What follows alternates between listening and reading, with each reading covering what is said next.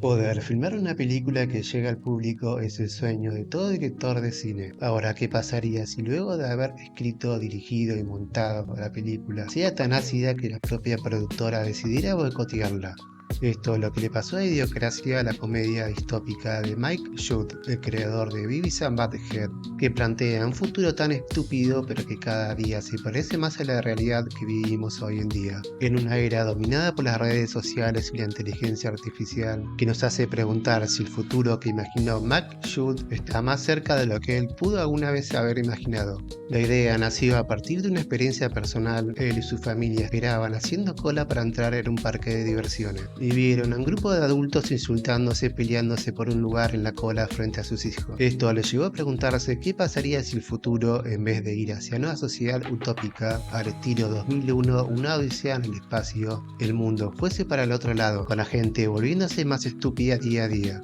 teniendo como premisa que la gente con más coeficiente intelectual se reproducen cada vez menos, mientras los que tienen un IQ más bajo tienen de a montones, produciéndose una caída masiva de la capacidad para sobrevivir de la especie humana. La historia va sobre Joe, un hombre mediocre que trabaja para el ejército encerrado en un sótano mirando televisión, hasta que un día él junto a una prostituta son elegidos para un experimento de hibernación, con la idea de congelar soldados para tiempos de guerra, pero el experimento es cancelado y en vez de despertar un año después, lo hace 5 siglos más tarde, en un mundo rodeado por idiotas, como si se tratase de una versión de la máquina del tiempo. Pero en vez de encontrarse con los Morlocks, hubiesen un montón de rednecks en un Estados Unidos gobernado por una ex estrella de lucha libre y actor porno, Camacho, un personaje que recuerda mucho a Donald Trump, quien es conocido por ser anfitrión de varios eventos de la ex WWF, eventos que ayudaron a catapultarlo a la fama, además de que ambos son showmans que hacen de la política un espectáculo,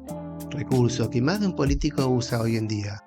mientras que los ciudadanos quedan embobados mirando los programas de entretenimiento de las luchas de camiones de gladiadores para disputas en la justicia. En este futuro la humanidad está condenada, los cultivos están a punto de extinguirse, las grandes tormentas de arena golpean las ciudades y los aviones caen a diario, mientras las empresas que compraron al gobierno reemplazaron los alimentos básicos y hasta el agua por una alimentación basada en una bebida energética llamada Braundo. Es en este contexto en el que Joe, luego de perder un juicio y de ir a prisión, le hacen un examen que lo reconoce como la persona más inteligente del planeta, razón por la que Camacho lo nombrará ministro del Interior y prometerá al pueblo que Joe arreglará los problemas de la sequía, los cultivos, las tormentas de arena, la economía, todo en menos de una semana. El problema es que la razón de las sequías es que están regando la tierra con Braundo, matando a todos los cultivos. Joe logrará convencer a Camacho, pero este cambio hace que media población quede sin trabajo y quieran lincharlo, por lo que termina siendo llevado a una ejecución pública en un derbi de demolición de camiones monstruo, pero gracias a una grabación de los cultivos que han renacido debido al río con agua, se gana el indulto de Camacho y posteriormente es elegido presidente de los Estados Unidos. Increíblemente, a menos de 20 años del estreno de Idiocracia, su trama no parece tan descabellada, y eso sumado a la aparición de la inteligencia artificial que está reemplazando no solo los trabajos, sino también a las interacciones sociales, haciéndolas cada vez menos humanas, sumándole que la inteligencia artificial también tiene fallos muy graves y muchos son pasados por alto, dejando en evidencia la automatización de la sociedad. Y lo único que podríamos decir que la película falló fue no predecir las redes sociales, aunque hay una escena en la que Joe va a un hospital donde podemos ver que la atiende una mujer con un tablero que fácilmente podría ser el pad de cualquier tablet de hoy en día.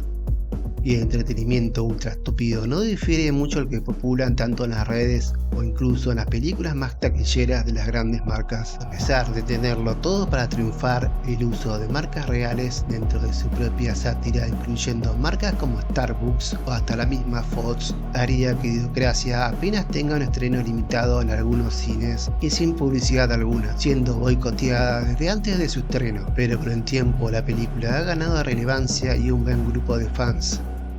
Esto ha sido Que Peli Vemos y nos vemos en el próximo video.